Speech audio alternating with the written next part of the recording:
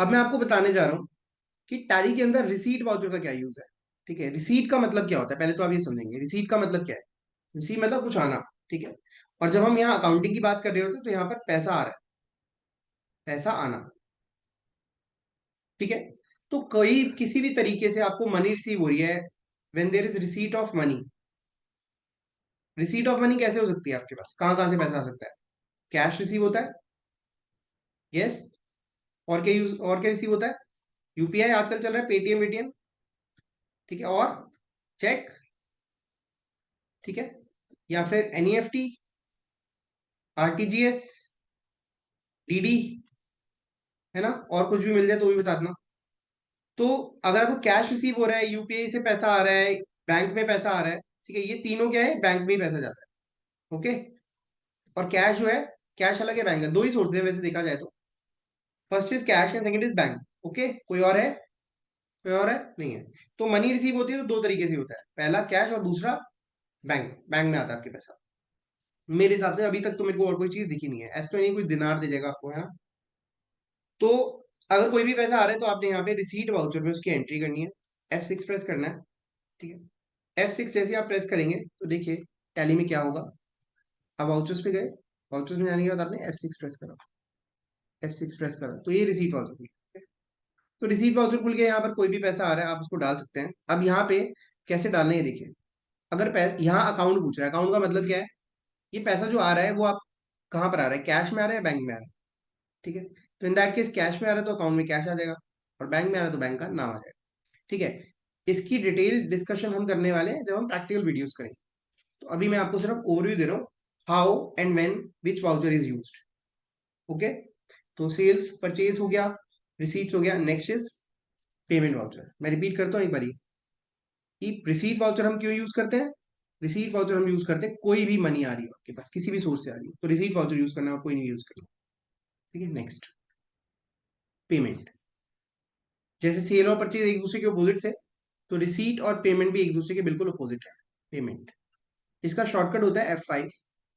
And payment voucher is used for payment of money. Payment of money, आप किसी को payment कर रहे हो तो दो ही सोर्सेज से पेमेंट होती है, कैश और बैंक। आपको भी यूपीआई, मैंने कहा दो ही सोर्सेज है पैसा, या तो कैश होता है या बैंक में होता है। वो यूपीआई भी है, वो भी बैंक का ही सोर्स है। ठीक है, इलेक्ट्रॉनिक मोड में आ जाते हैं जितने भी बैंक में पैसा जाता है अल्टीमेटली। जो वॉलेट का भी पैसा है, this is also kind of bank. Okay, तो उसको आप आ, अलग से समझना चाहें या ऐसे समझना चाहें वो आपके ऊपर है। ठीक है, तो कैश और बैंक दो ही तरह के सोर्सेज हैं बेसिकली। तो यहाँ कैश और बैंक से जो भी आप पैसा पे कर रहे हो, ठीक है, आपने किसी को भी पेमेंट करी तो वो पेमेंट जो है, पेमेंट अगर आप कर रहे हो तो कहाँ रिकॉर्ड हो जाएगी? वो आपकी रिकॉर्ड हो जाएगी F5 पेमेंट वाउचर के। ठीक है, अब मैं आपको एक और नई चीज बतानी हूँ। ठीक है, that is a practical problem. पहले मैं आपको पेमेंट वाउचर की शक्ल दिखा देता हूँ। ठीक है, ये देखिए पेमेंट वाउचर के लिए आपने F5 प्रेस करना है, ये पेमेंट आ रहा है। ठीक है, कैश पेमेंट कर रहे हो, कैश पेमेंट कर रहे हो तो यहाँ कैश आ जाएगा। बैंक से पेमेंट कर रहे हो तो बैंक का नाम आ जाएगा, किससे पेमेंट कर रहे हो और किसको कर रहे हो, किसको कर रहे हो पेमेंट, वो यहाँ आ जाएगा पर्टिकुलर्स में। तो जब हम एंट्रीज करेंगे तो आपको उसमें समझा दिया जाएगा। ठीक है, अब आपको एक प्रैक्टिकल प्रॉब्लम की तरफ लेके चलता हूँ। ठीक है, मैंने गुड्स परचेज करे, गुड्स परचेज करे। ठीक है, जब मैं गुड्स परचेज करता हूँ और मैंने उसको पेमेंट कर दी कैश, फॉर कैश। लेट से मैंने 10,000 का माल खरीदा। आपको पता होना चाहिए डेली कैश ट्रांजेक्शन लिमिट जो है 10,000 है। एक बंदे को एक दिन के अंदर 10,000 से ज्यादा की पेमेंट नहीं कर सकते। करोगे तो वो खर्चा आपका इनकम टैक्स पर डिसअलाउ हो जाता है। ठीक है, मतलब उसको खर्चा मानते ही नहीं हो। बेसिकली खर्चा नहीं मानोगे तो आपका जो पैसा तो चला गया, लेकिन आपकी इनकम उतनी रहेगी, इनकम कम नहीं होगी, तो टैक्स आपको ज्यादा देना पड़ेगा। 10,000 की पेमेंट करी, गुड्स परचेज करे, अब बताओ क्या होगा? गुड्स खरीदे और पैसा भी गया। अब इसके दो तरीके होते हैं। पहला, ऑप्शन वन, पहले आप फर्स्ट है परचेज रिकॉर्ड करो, जिससे माल खरीदा, और उसके बाद क्या रिकॉर्ड करो? पेमेंट। पहले माल खरीदा और फिर पेमेंट कर दी, क्या ये ठीक है? नहीं है, लंबा हो गया थोड़ा सा, है ना भाई? पहले माल खरीदा, उस बंदे का नाम आएगा जिससे माल खरीदा, फिर पेमेंट करी, दो ट्रांजेक्शन हो गई। तो आप ऐसे ये ऑप्शन को छोड़ ही दे, यूज ही नहीं करना। जो option number two, option number two ये है, आप परचेज परचेज वाउचर खोलें, जब आप परचेज में एंट्री करें तो उसी के अंदर पार्टी में जिससे आप गुड्स खरीद रहे हो उसमें कैश या बैंक डाल दें। जब हमने किसी का पैसा दे दिया, माल खरीदा पैसा दे दिया, तो उससे आगे लेन देन तो है नहीं। लेन देन नहीं है तो आप क्या करो, उसका अकाउंट खोलने की जरूरत ही नहीं है, सीधा कैश और बैंक में डालो, बात करो। क्लियर है बात? ठीक है, तो मतलब जब कैश परचेज हो रही हो, कैश सेल हो रही हो, तो आपने पार्टी के नाम में कैश बैंक डाल देना। मैं आपको डाल के दिखाता हूँ, हालांकि ये प्रैक्टिकल क्लासेस का पार्ट है, बट चिल मैं आपको बता दूं। पार्टी अकाउंट नेम में आप यहाँ कैश डाल देंगे। जब आप, ठीक है, अब आपने किससे गुड्स खरीदे वो कहा, वो भी आपको पता होना चाहिए। तो ये एक नई विंडो खुल जाती है जिसके अंदर क्या दिखा रहा है आपको, पार्टी डिटेल्स। आपने जिससे भी गुड्स खरीदे उसका नाम यहाँ डाल के दिखाऊं, देखिए यहाँ डाल देंगे। मैंने ABC से गुड्स खरीदे तो ABC यहाँ डाल दिया, उसका एड्रेस डाल दो, उसका GST नंबर वगैरह सब आ जाता है। ठीक है जी।